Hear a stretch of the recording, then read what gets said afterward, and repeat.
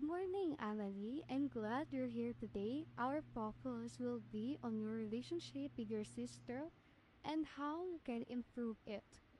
And we can use behavioral therapy to help improve it. How have you been feeling about your sister's late?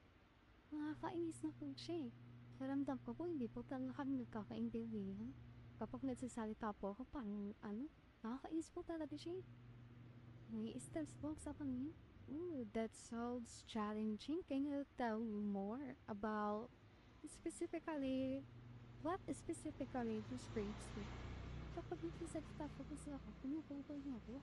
Tapos parang hindi po siya nakikinig, tapos hindi niya po iniintindi yung sinasabi ko. Kaya po naiinis po ako pag may sinasabi sa kanya.